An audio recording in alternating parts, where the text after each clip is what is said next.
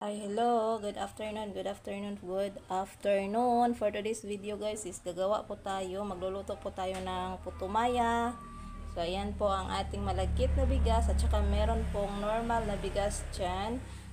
Tsaka meron tayong luya, meron tayong sugar, meron tayong asin, meron tayong fresh milk, at saka meron tayong tasa kasi ito po ang gagamitin natin guys pang sukat.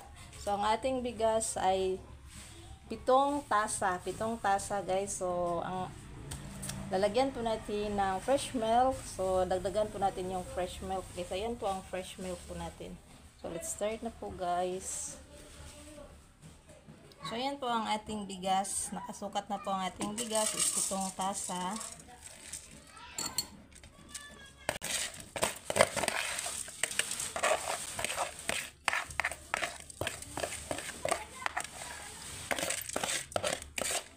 So may putok po siya guys kasi nilagyan ko po siya ng fresh milk para madali po siyang maluto. Then meron na po yung fresh milk. Tapos dagdagan po natin, ito po ang fresh milk po natin. Sukatin po natin guys. Estimate 1.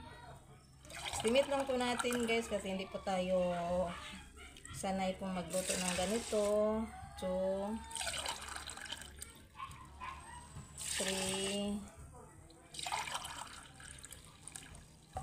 4 saglit ko.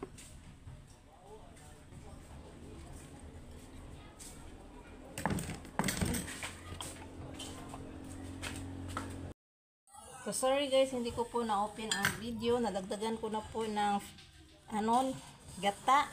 Hindi ko po na video guys. Nadagdagan ko po siya ng tatlong tasa na gata. Tapos dagdagan ko po ng wala na kasing gata, kulang. So dagdagan ko ng normal na tubig, isang tasa.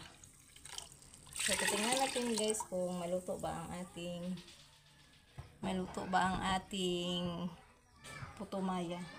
At saka lagyan po natin ng luya. Ayan, luya.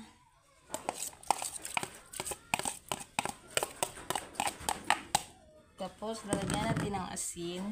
Lagyan natin ng asin kasi putumaya po ang ating sana okay po ang ating guys putumaya kasi hindi pa po ako nakapag-estimate lang po guys. Tapos ito kalahati siguro, kalahating tikman ko lang guys, kalahating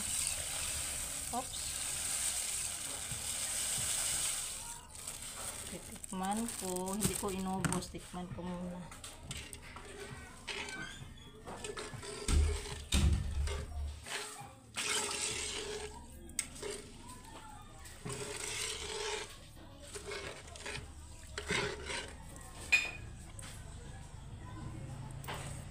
Kulang ang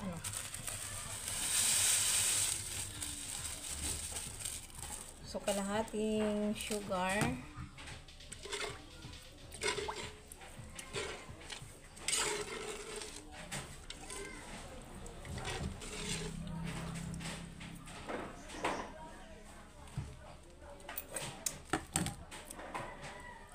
so titingnan natin guys kung maluto ba ang ating maluto ba ating putumaya mamaya.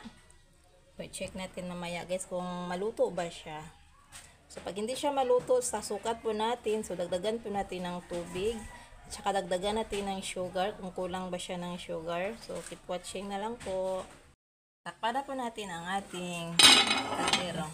Okay, salang na po natin doon sa apoy guys. Sarang na po natin doon sa apoy. Ito po ang ating guys, ang ating putumaya. So po siya, may kutong sa ilalim. Sa ilalim na po to guys kasi kumain na kami. So ayan po, ibigay ko po sa sister ko. Ayan po guys ang ating putumaya. Tama po siya. Tama po ang sukat natin.